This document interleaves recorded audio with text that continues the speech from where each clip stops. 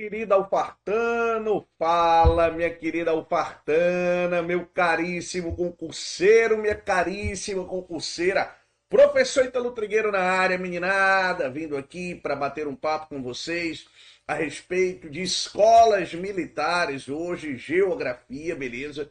E a gente está pensando aqui tanto na prova da ESA como na prova da SPSEX, beleza? E pensando nessas duas vertentes, é claro, a gente vai trabalhar com vocês a parte de geografia do Brasil. Você deve ter visto que em algumas edições anteriores aí, a moçada da ESA trouxe algumas questões meio dúbias, se eram de geografia geral, se eram de geografia do Brasil, gerou toda uma celeuma, e isso passou. Mas não quer dizer que isso não possa vir a se repetir.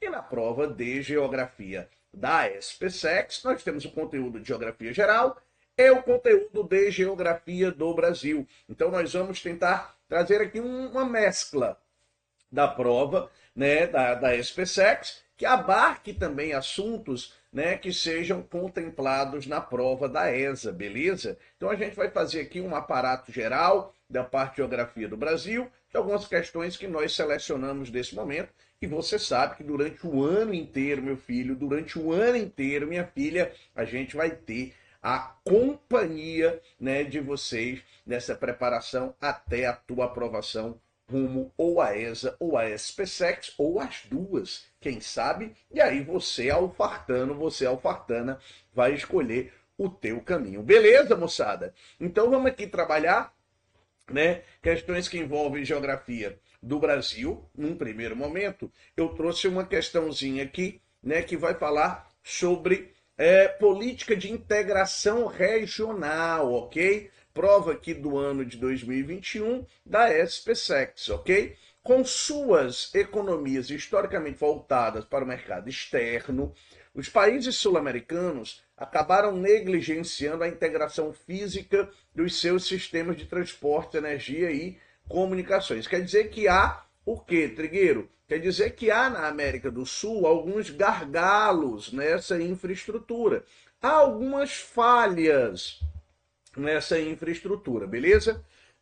E essas falhas, né, elas, de certa forma, interferem no comércio, na economia sul-americana, porque não proporcionam uma maior integração entre esses países. Criada em 2000 por meio da Articulação Diplomática Brasileira, a Iniciativa para a Integração e Infraestrutura Regional Sul-Americana, IRSA, teve como principal objetivo minimizar essas deficiências. No ano 2000, a gente criou ali o intuito de integração regional sul-americana de infraestrutura, certo?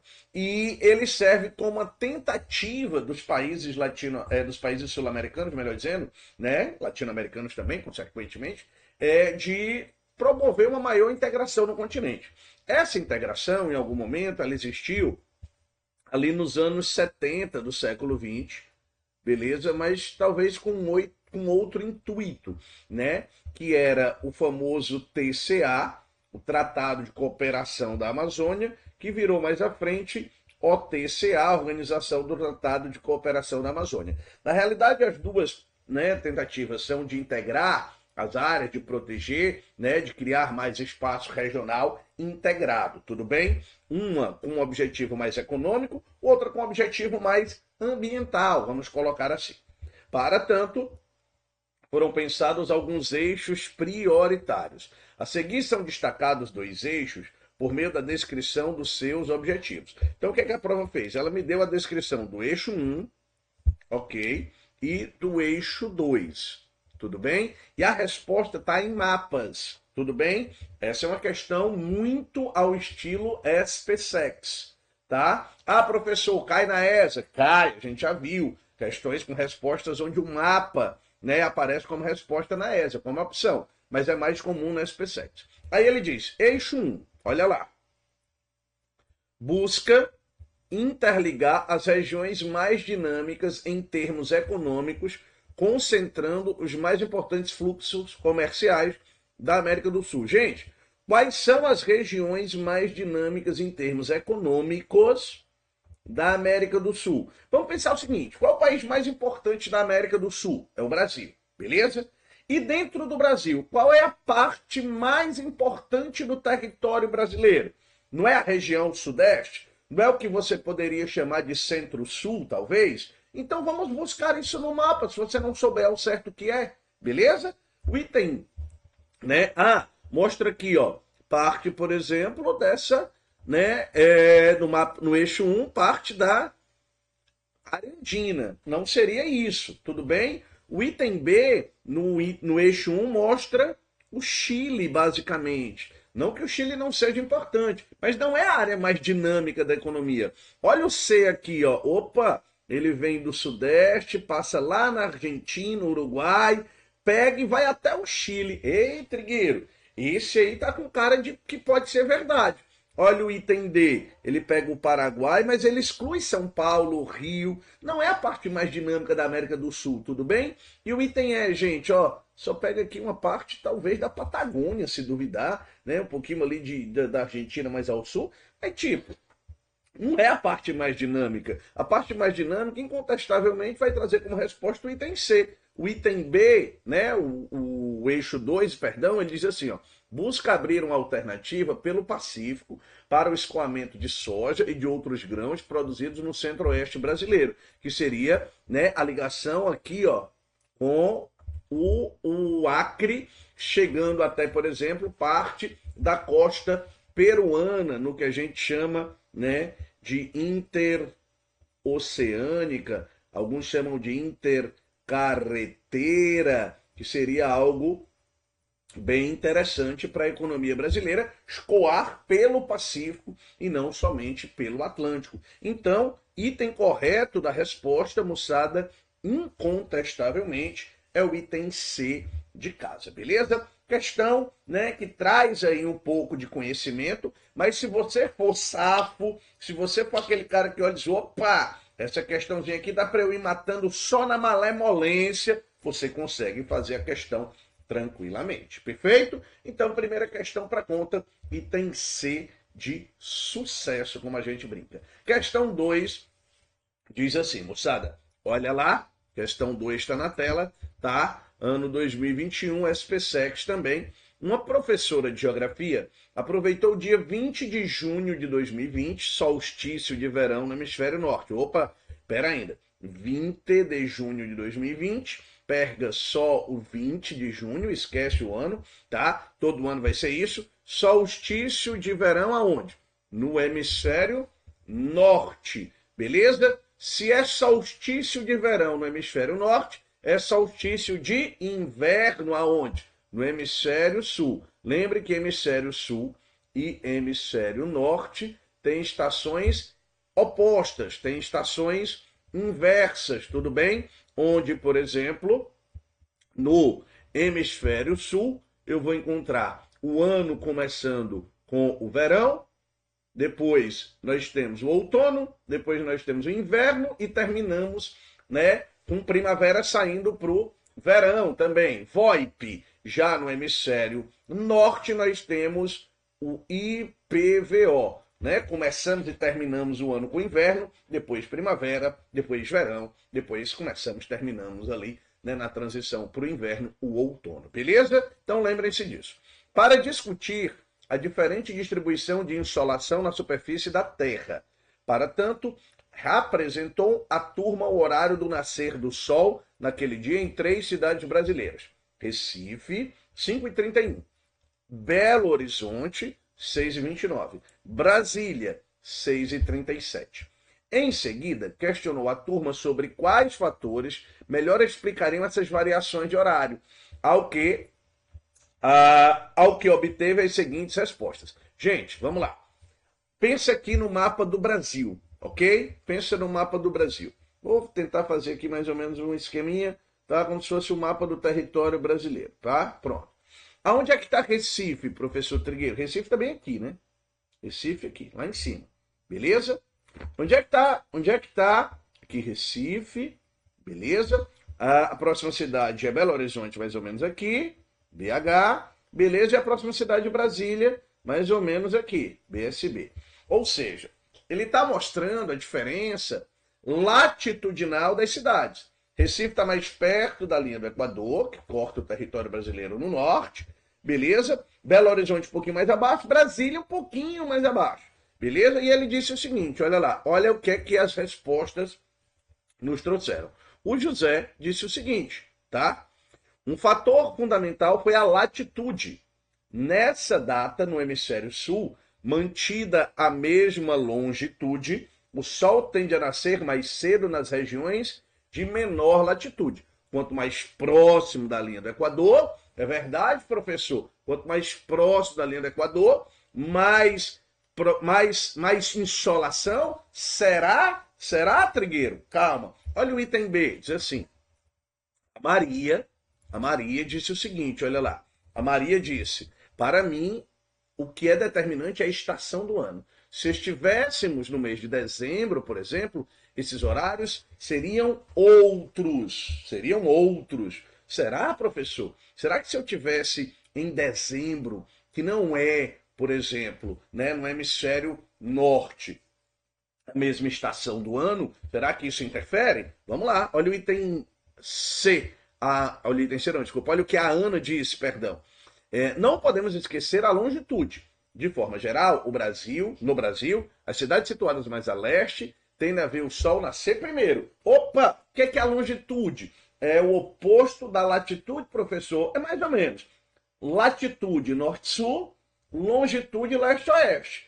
Quem está mais a leste, gente, vê o Sol nascer primeiro. Então, se você voltar aqui nesse mapinha, ó, tá aqui Recife, mais a leste, depois BH, menos a leste, depois Brasília, lá no centrão do Brasil. Então, Recife, Belo Horizonte, Brasília. Onde é que o Sol nasce primeiro? Recife. Depois, Trigueiro, BH. Depois, Trigueiro, Brasília. Então, peraí ainda, pode ser que estejam certas. E o Bruno disse o seguinte, olha lá. Para mim, a altitude teve um papel fundamental. Gente, pelo amor de Deus, tá? A altitude não serve para medir nem nascer, nem pôr do sol, pelo amor de Deus. A altitude interfere aonde, professor? Ela interfere na temperatura, tudo bem? Ela pode interferir ali na pressão, ela interfere na pressão atmosférica, tá ok? Mas pelo amor de Deus, moçada, altitude nada tem a ver com o nascer do sol. Tudo bem? Se nada tem a ver, o Bruno não pode estar em nenhuma resposta. Elimina o B e elimina o item E. Olha aí. Beleza? Então, professor, vamos fazer o seguinte. O José, eu sei que está correto, que o senhor falou da latitude. Beleza. Se não tiver José, também elimina. Todas as opções tem José.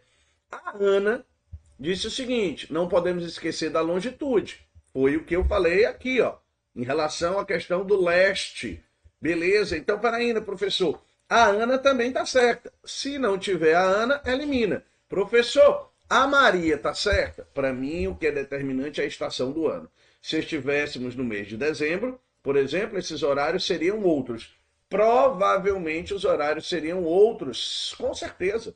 Por quê, professor? Porque se tivesse no mês de dezembro, aqui ele está no solstício de quê? De verão no hemisfério norte. Se tivesse no mês de dezembro, estaria no solstício de quê? De inverno, bem aqui no hemisfério norte, que é quando o ano, né, termina e começa. E isso interfere na duração, professor. Isso interfere, por exemplo, né, no tempo em que o Sol permanece. É óbvio que interfere.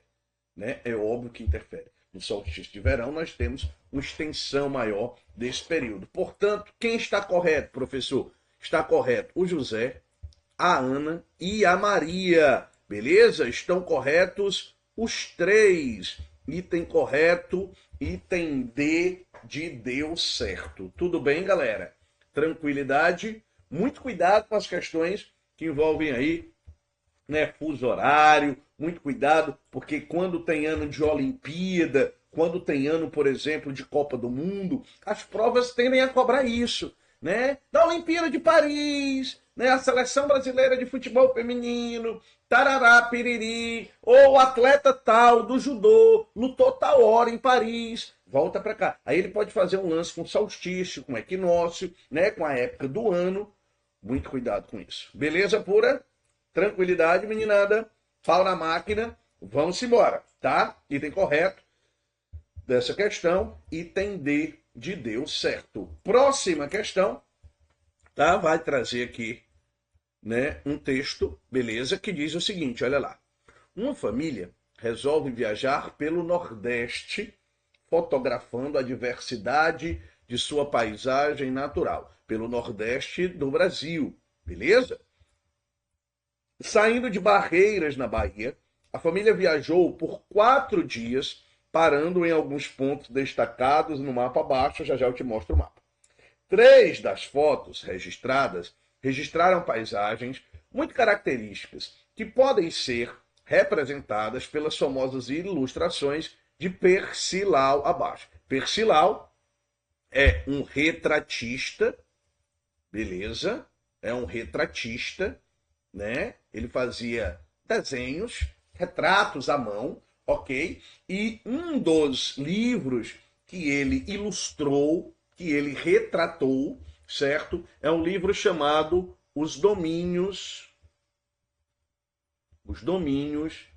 da Natureza do Brasil, ok? Os Domínios da Natureza do Brasil.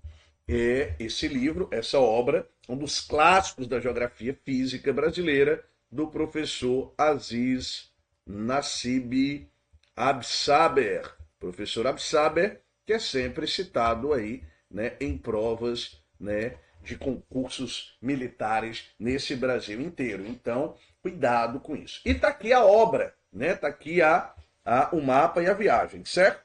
Vamos ver, deixa eu apagar isso aqui. Beleza? Tá aqui os retratos do Percival, né? As fotos que seriam retratadas.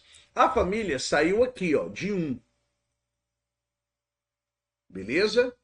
Saiu de 1. É isso, professor? Não, né? Cuidado, segura aí, ó. O item A combina com 1, professor? Não sei. Ó, a família saiu daqui do 1, veio para cá pro 2, ela saiu daqui do 1, lá da Bahia, beleza? Da cidade de Barreiras, ok? Barreiras, tá? Ela foi pro 2, no Maranhão, beleza? Ela veio pro 3, ó, no Ceará, pro 4, Pernambuco, no 5, ela voltou aqui para Bahia, beleza? Então o que é que ela fez, Trigueiro? Ela saiu do interior mais a oeste, tudo bem? E ela veio passeando, subindo aqui, chegou no Maranhão, que tem traços de Amazônia nordestina, passou pelo Ceará, que é sertão. O Ceará é o único estado que está totalmente inserido em uma das sub-regiões nordestinas. Ok? 4 sub-regiões. Zona da Mata, Agreste, Sertão, Meio Norte. Do litoral para o interior. Zona da Mata, Agreste, Sertão, Meio Norte. Tudo bem? E o Ceará é o único estado que está todo dentro de uma sub-região. Que sub-região é essa? O Sertão, que é a parte mais seca, que é a parte sertaneja, né? Que é a parte da caatinga. Tudo bem? E aí ele terminou aqui, foi para Pernambuco, que é o quê, professor? Litoral, né? Que é a zona da mata, que é a área de mata atlântica, tá certo, gente? Então vamos lá. O que é que mais combina com cada uma dessas áreas, certo? Essa área 1 tem cara de mangue, não tem? Essa imagem 1 tem cara de mangues. Onde é que estão os mangues? No litoral. Então, provavelmente, onde é que está o mangue, professor? Está no 4. O que é que eu tenho que achar? A4. O B, olha aí, ó. vegetação cactácea, estão vendo? Dá para enxergar, deixa eu dar uma ampliada aqui na foto, ó, mas dá para enxergar, ó, cactos, beleza? Né? Árvores com pouca folhagem, né? Solo pelado, ou seja, o B, ele tem cara de quê, Trigueiro? Tem cara de caatinga. Ele tem cara de quê, Trigueiro? Ele tem cara de sertão. Ele tem cara de Ceará. Então o B combina com 3. E o 4, e o C, Trigueiro, perdão. Aí são palmáceas. Correto? São palmáceas, são palmeiras, como as carnaúbas, que combinam com 2 lá da vegetação do Maranhão, que é uma transição entre a Caatinga e a Amazônia nordestina. Então, eu tenho que achar uma resposta que traga para mim A4, B3, C2. Aí eu vou lá, né? Essa é uma obra da Revista Brasileira de Geografia. E aí eu vou lá, ó, considerando as características naturais do Nordeste brasileiro, pode-se afirmar que as fotos representadas pelas imagens A, B e C foram tiradas, respectivamente, nos seguintes trechos da viagem. Foi o que eu disse para vocês, ó, A4, que mais? B3 e C o que, Trigueiro? E C2. Tem algum item assim? Vamos lá. Item A, A4.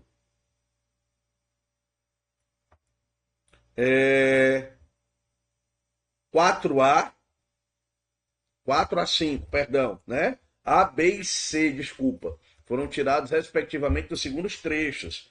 O A no 4, o B no 3 e o C no 2, beleza? Então, ó, o A ficou aonde? Né? De 4 a 5. Opa, de 4 a 5, beleza. Né? O A tá aqui, ó, litoral. Deixa eu apagar tudo. Mostrar para vocês, ó. O A tá onde? O A tá aqui, ó, no litoral. Beleza? O B, professor, o B tá aqui, ó, entre o 3 e o 4. E o C, Trigueiro, tá onde? Tá aqui, ó, entre o 2 e o 3. Então, o A tá de 4 para 5. O A tá de 4 para 5 aqui, ó. Ok. Beleza? O B tá de 3 para 4. O B de 3 para 4, beleza? E o C, que tá aqui, ó, tá de 2 para 3. 2 a 3. Então, beleza pura. Já achei como resposta o item correto, o item A de Alfartano. Beleza? É um trajeto que ele fez nessa viagem. E aí ele encontrou, né, essa vegetação nesses intervalos. Beleza pura, moçada? Questões sobre vegetação brasileira são muito comuns, tanto na prova da ESA como na prova da SPSEC. Fique de olho nisso. Por gentileza, não vacila, tá? Não vacila, porque senão você é ultrapassado pela sua concorrência. Beleza pura? Tranquilidade? Mais uma questão na tela. Questão vai dizer o seguinte, olha lá. O ar atmosférico está sempre em movimento, na forma de massas de ar. Suas características particulares de temperatura e umidade determinam o clima de uma área. No caso do Brasil, dependendo da estação do ano, as massas avançam sobre o seu território ou dele recuam. Assinale a alternativa que melhor representa a atuação das massas de ar no Brasil no inverno e no verão. Beleza? Deixa eu dar uma dica para vocês. Ele vai me dar 2 momentos da história brasileira, do ano no Brasil. O inverno e o verão. Tudo bem? No Brasil, nós temos 5 grandes massas de ar atuando sobre o território brasileiro. Certo? São 2 massas equatoriais, 2 massas tropicais e uma massa polar. 5 massas. As 5 juntas só atuam no período do inverno, que é quando essa massa polar vai atuar.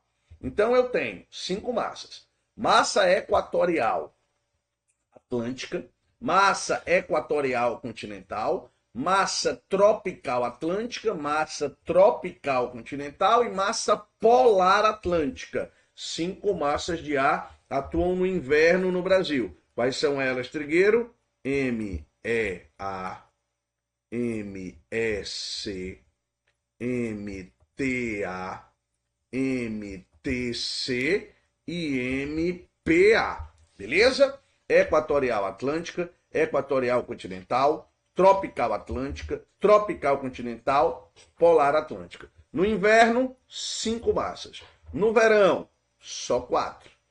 Porque no verão, a massa polar não atua. Beleza? No verão, a massa polar não atua. Então eu tenho massa equatorial atlântica, massa equatorial continental, massa tropical atlântica e massa tropical continental. Só 4 massas de ar atuam no território brasileiro. Beleza? Quando eu tenho a mudança do inverno para o verão, eu tenho a perda de uma das massas de ar no território brasileiro. Vamos ver se dá para a gente matar isso. Olha aqui, moçada. Item A, beleza? Ele está mostrando aqui, ó, a ação da massa equatorial e da massa polar atlântica. Então, pode ser o item A? Pode ser o item A, beleza? Item B, professor, ele não me mostra a ação da massa polar. Então, eu já eliminaria esse item. O item C também não mostra a ação da massa polar. O item D, ele me mostra a ação de uma massa tropical atlântica e não mostra a polar. O item E mostra a ação da polar. Bem aqui, estão vendo? Beleza. Agora, né, na parte do verão, vou colocar de vermelho, eu tenho quantas massas de ar atuando, professor? Eu tenho 4 massas de ar atuando. Eu estou entre o item A como resposta e o item E. Beleza? E qual é a diferença, professor? No verão, turma, as massas equatoriais e as massas tropicais, elas se estendem muito mais. Elas atuam muito mais, porque elas são massas o quê? São massas quentes e são massas úmidas a rigor. Eu tenho no Brasil 3 massas que são quentes e úmidas. QU, eu tenho a equatorial atlântica, a equatorial continental e a tropical atlântica. Quente e seca, eu tenho a tropical continental, beleza? Que parte do ano, na realidade, né, ela atua em uma área muito pequena do território brasileiro, e eu tenho uma massa de ar, né, que é fria e alternadamente úmida e seca, que é a massa polar, perdão, a massa polar atlântica. Então, nesse caso, Trigueiro, olha a atuação das massas no item A, ó, como ela é uma ação reduzida, restrita. Já no item E, olha as massas que são quentes e úmidas, elas se expandem pelo território brasileiro, elas atuam em uma boa parte do território brasileiro, portanto, você vai lá no item E, de meu filho, assim é bom demais, e você marca o item E como item verdadeiro. Beleza, moçada? Tranquilidade, muito cuidado, tá?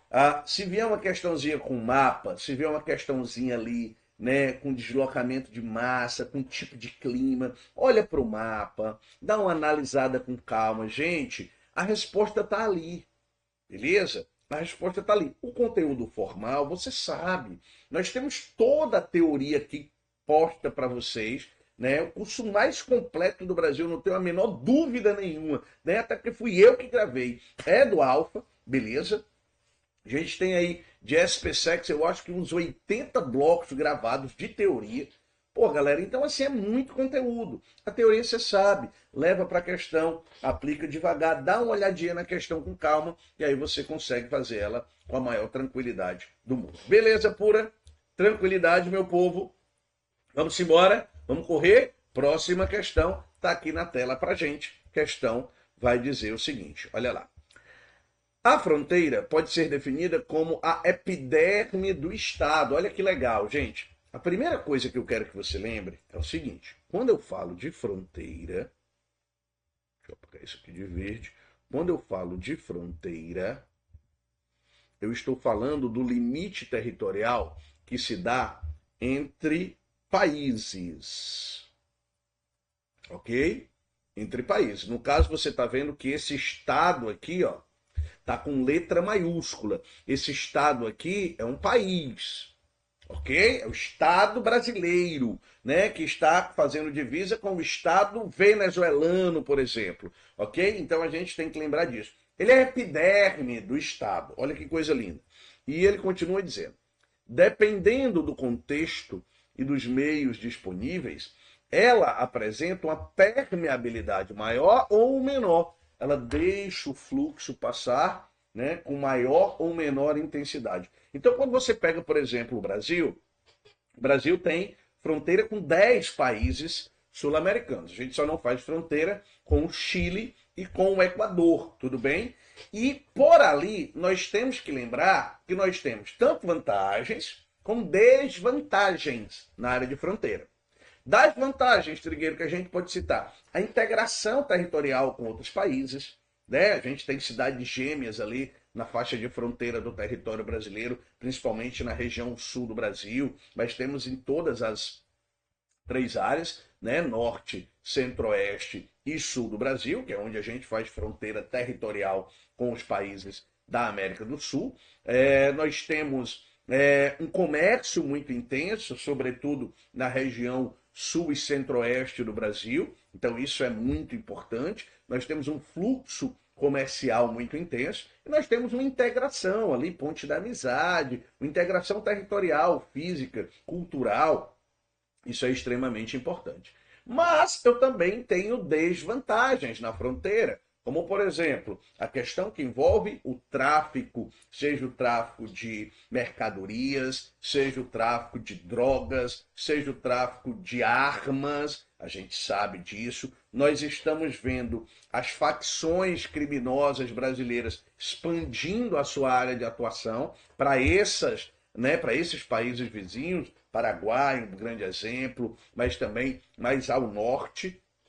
Nós temos isso. Nós temos o famoso abigeato, que é o roubo de animais, né? Roubo de gado, roubo de cavalo, isso é muito comum nas áreas de fronteira. Nós temos as questões que envolvem a questão da defesa nacional, da segurança nacional. Então nós temos sempre que lembrar que o território brasileiro, por ter uma fronteira tão gigante, né? São mais de 15 mil quilômetros de fronteiras terrestres. Nós temos que lembrar que esses mais de 15 mil quilômetros de fronteiras terrestres, eles modelam ali uma área que é tensa, de certa forma, que necessita de vigilância. Então o território brasileiro ele precisa ser, sim, vigiado para que a gente possa ter uma seguridade nacional. Beleza? Existe uma integração muito maior no sul do país, mas em algumas outras áreas a ocupação é muito espaçada, né? Principalmente no norte, com território daquele tamanho. É difícil da gente vigiar, apesar de existir um sistema de vigilância, né? Que é o Sistema Integrado de Monitoramento das Fronteiras, chamado SISFRON, beleza? E ele aumenta ali a presença da defesa nacional em algumas partes do nosso território. É importante sempre destacar isso. A Amazônia que tem outro sistema que é o CIVAM, Sistema de Vigilância Amazônico. Então a gente tem que lembrar de parte dessa área de fronteira. Os 150 primeiros quilômetros, certo? Anotem isso, inclusive, os 150 primeiros quilômetros entrando no território brasileiro, moçada, né? Quando a gente rompe a fronteira e a gente entra nos 150 quilômetros primeiros no território brasileiro, isso é chamado de faixa de fronteira, tá? Existem 3 arcos de fronteira no Brasil: o arco norte, o arco central e o arco sul, e a faixa de fronteira ela acompanha esses 150 quilômetros, onde ali só com atuação, só com a autorização, melhor dizendo, do Estado, nós podemos atuar naquela região. Beleza? E aí ele continua dizendo o seguinte: considerando aspectos como as características gerais do território nacional, a legislação em vigor e os programas governamentais implementados nas fronteiras, analisa as alternativas, a seguir. Questãozinha que traz ali, né? 1, 2, 3 itens. Então a gente tem que lembrar de parte disso, porque isso, né, é relevante. Vez por outra, numa provinha, você consegue matar o item só pela sequência lógica. Então vamos aqui. Item 1. O Sistema Integrado de Monitoramento das Fronteiras, SISFRON, tem como objetivo, dentre outros, aumentar a presença do Estado nas faixas de fronteira marítima e terrestre, especialmente na Amazônia, que é onde a gente tem a maior dificuldade. Trigueiro, bom senso, tá? É óbvio, se eu tenho um sistema de monitoramento de fronteira, é para aumentar a presença do Estado. A Amazônia é onde a gente tem mais dificuldade? É onde a gente tem mais dificuldade. Então, para mim, esse item está certo. Se esse item estiver certo, para mim, ó, beleza? Reduzir a opção, né, de erro para a gente. Tranquilo? Vamos ver o item B, o item 2. A Constituição Federal de 1988 proibiu a demarcação de terras indígenas na faixa de fronteira por razões de segurança nacional. Cuidado com esse tipo de expressão aqui, tá? Cuidado com esse tipo de expressão bem aqui. Beleza? Será que não tem fronteira? Será que não tem terra indígena na fronteira brasileira? Enfim. Olha o item C. 3, desculpa. Grande extensão territorial, povoamento rarefeito, carência de recursos econômicos e humanos e dificuldade de acesso são fatores que concorrem para a porosidade das nossas fronteiras e a ocorrência de números ilícitos. Ou seja, onde eu tenho, né, uma extensão territorial muito grande, e toda a fronteira brasileira, falei, mais de 15 mil quilômetros. Tá? Povoamento espaçado, rarefeito, como é o caso da Amazônia brasileira. Não tem tanto recurso econômico, não tem tanto recurso humano. Dificuldade de acesso, né? A rodovia, via, né? Aeroporto é muito difícil. São fatores que concorrem para a porosidade, para a ocupação das nossas fronteiras. E ali ocorrem vários ilícitos, como os que a gente falou. Né? O contrabando, o abigueato, o tráfico de armas. Professor, eu acho que esse item está certo. Beleza, segura aí o item 4. Fundamental a defesa do território, a faixa de fronteira no Brasil tem uma largura de 100 quilômetros. Opa! Trigueiro disse que era 150. Tá errado, não tá? Está. Então, se o 4 tá errado, morreu bem aqui. Beleza? Professor, item A ou item B vão responder a minha questão, certo? O item 3, moçada, ele está corretíssimo. Corretíssimo. Por ter uma grande extensão territorial, por ter um povoamento rarefeito, por faltar recursos econômicos e humanos, por ter uma dificuldade de acesso, tá? É difícil ocupar e povoar, né? Criar poros, né? Mais concretos de ocupação do território. Isso facilita a ocorrência da atividade ilícita. Esse proibiu aqui está errado, deixa o item 2 errado, portanto o item correto da questão é o item B de Brasil. Beleza? B de Brasil, como dizia o filósofo Gil. Puta merda, professor Trigueiro. Segue o baile, galera. Esquece essa besteira. Vamos embora. Item B de Brasil. Vamos embora. Próxima questão está aqui na tela. Sexta questão diz o seguinte. A Amazônia, só aqui o amarelinho, a Amazônia é a maior floresta tropical do mundo. Professor, ela não é uma floresta equatorial, não? É claro que ela é uma floresta equatorial. Mas aí deixa eu te dizer uma coisa, filho. Lembra sempre disso, tá? Se tá entre um trópico e outro, é tropical. Vai, professor, é mesmo, né? Se tá entre um trópico e outro, é tropical. Lógico, é tropical. Beleza? Então ela é equatorial? É.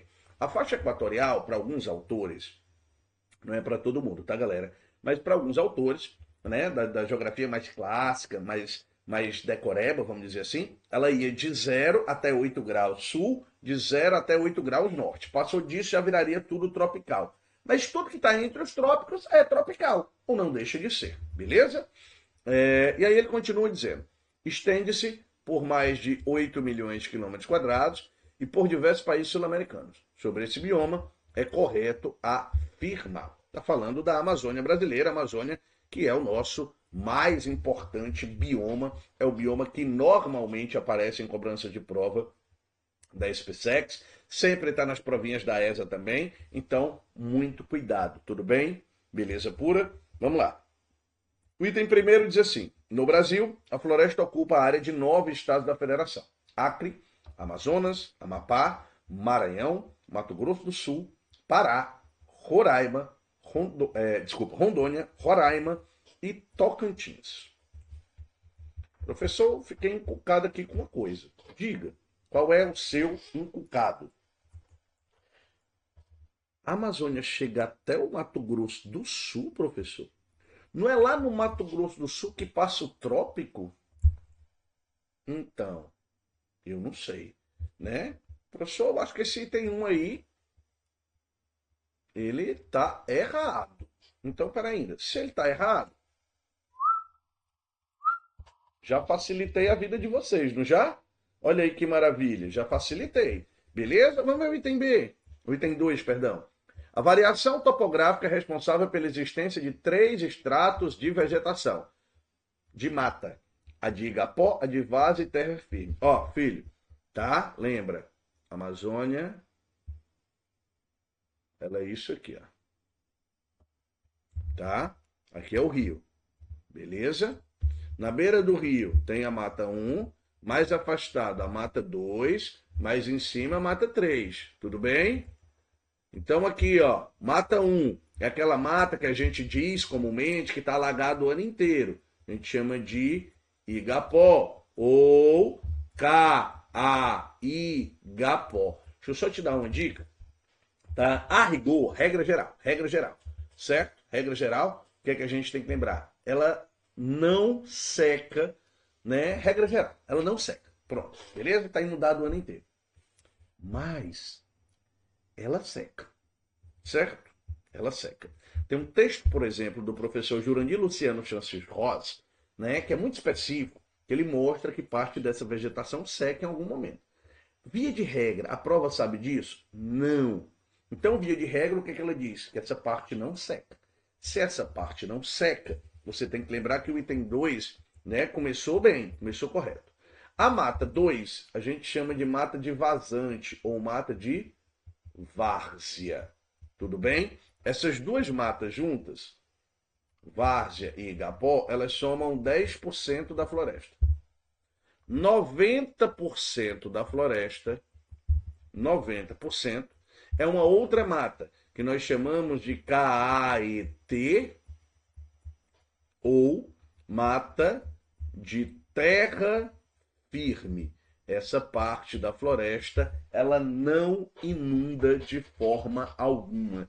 Então, esses são os 3 estratos da vegetação. Eu posso dizer que há um escalonamento da vegetação em direção ao rio, beleza? Em direção ao rio. Parte mais alta, parte mais baixa, intermediária, perdão, e a parte mais baixa do rio. Então, o item 2 aqui, tá certo. Elimina o item E. Beleza? Vamos ver o item 3. Olha lá.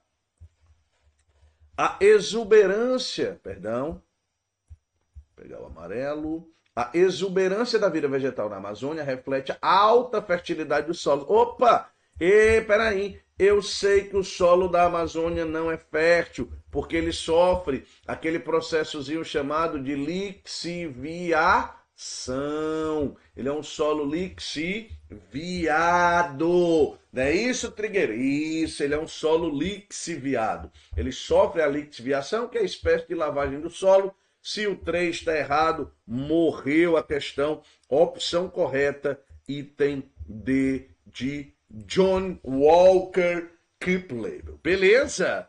Tranquilidade, meninada. Maravilha. Ó, tá vendo que eu estou resolvendo questões até então de geografia física, já resolvi questão de geografia humana, dei uma misturada aí para vocês, tá? Mas tudo voltado para Brasil. Então serve para ESA, serve para SPSEC e serve para qualquer concurso que você vai fazer que tenha geografia do Brasil, indiscutivelmente. Tranquilidade? Maravilha? Próxima questão na tela vai falar agora de quê, professor? Da população brasileira. Diz o seguinte: o censo demográfico realizado pelo Instituto Brasileiro de Geografia e Estatística em 1970... Peraí, professor. Como é que eu vou saber da porra do censo de 1970? Você tem que lembrar do contexto histórico. Tá? Contexto.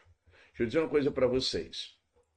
A prova da ESA, contexto histórico. A prova da ESA.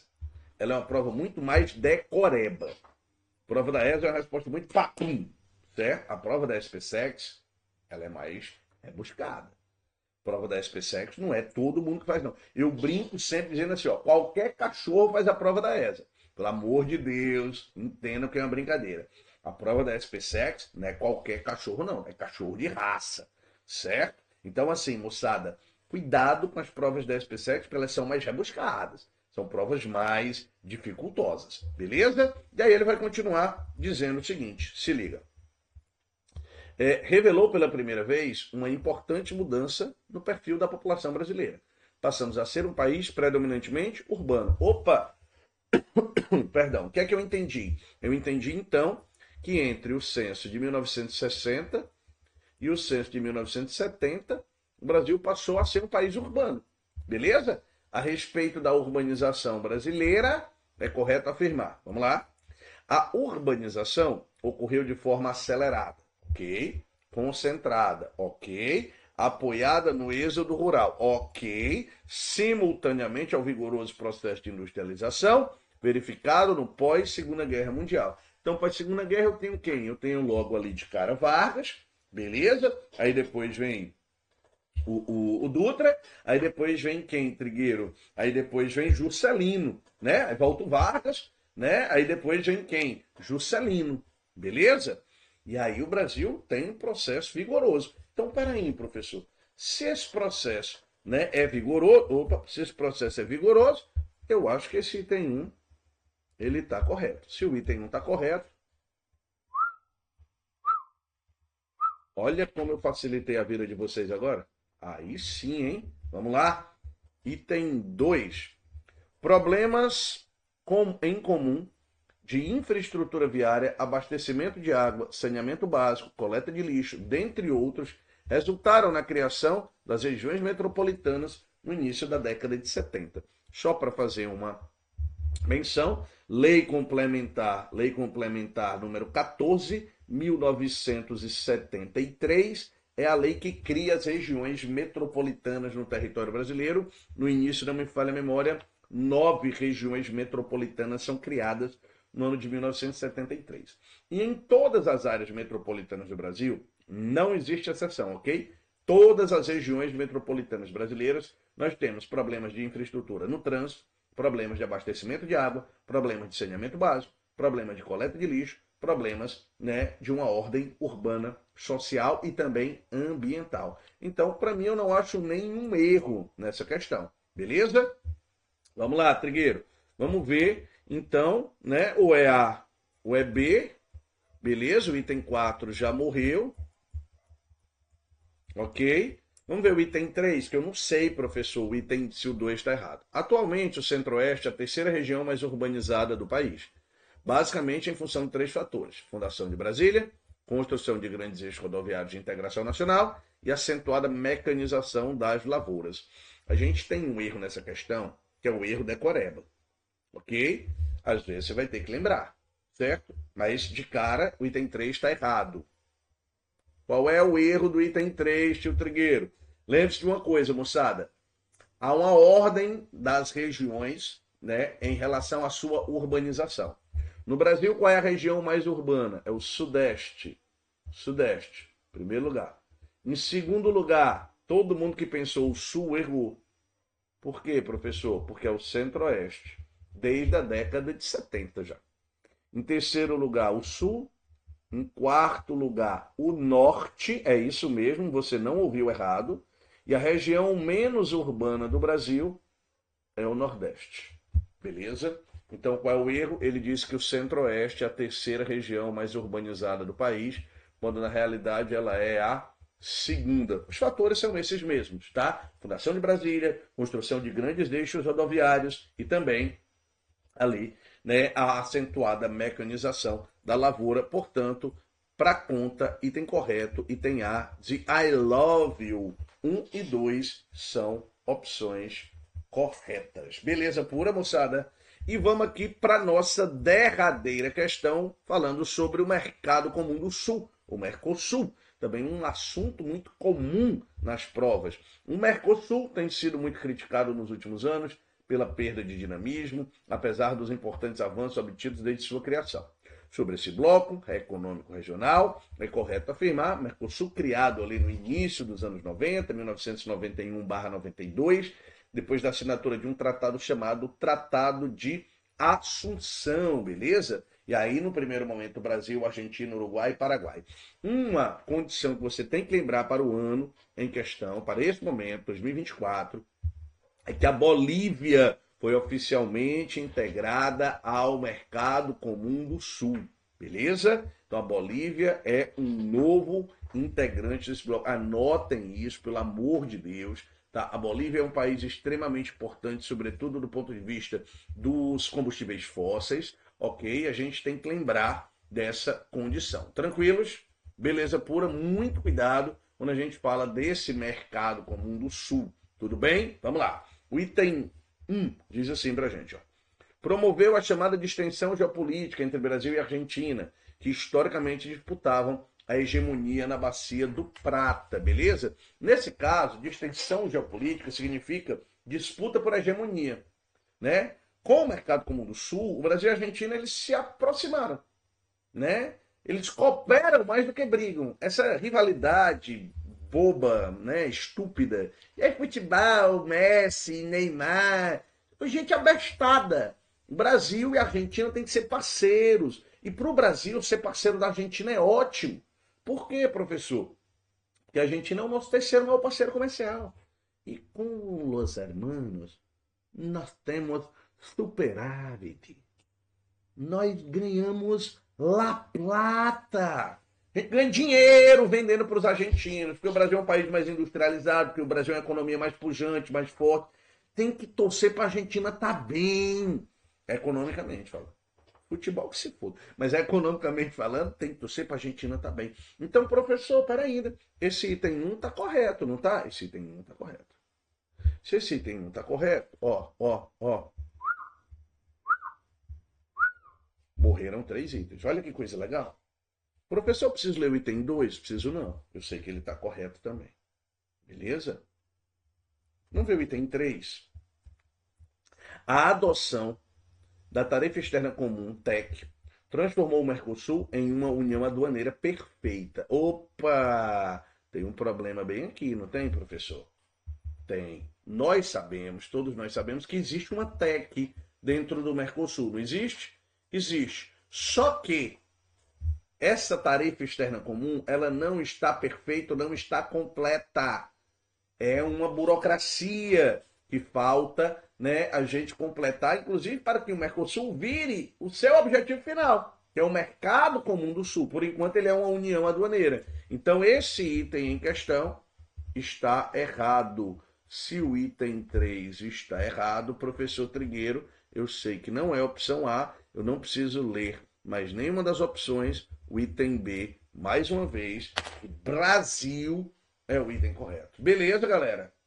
Tranquilidade, maravilha, show de bola. Meninada, só agradecer a participação de todos, a participação de todas e dizer que nós, alfartanos, vocês, alfartanos, vocês, alfartanas, nós estaremos até o fim, até a aprovação de todos vocês, independente do concurso que você queira. Beleza pura, galera?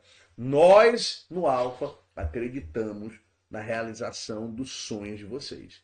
Então, fica na porra da fila do concurso, que concurso é fila, tá? Fica até ser aprovado. Se sair da fila, já sabe. Volta lá pro final. Se ficar na fila, a tua hora vai chegar. Vem pro AlfaCom, vem arrebentar na aprovação. Tamo junto, vamos embora. Beijo grande, forte abraço, alfartano. Força! Sempre. Valeu, galera. Tchau, tchau. Até mais.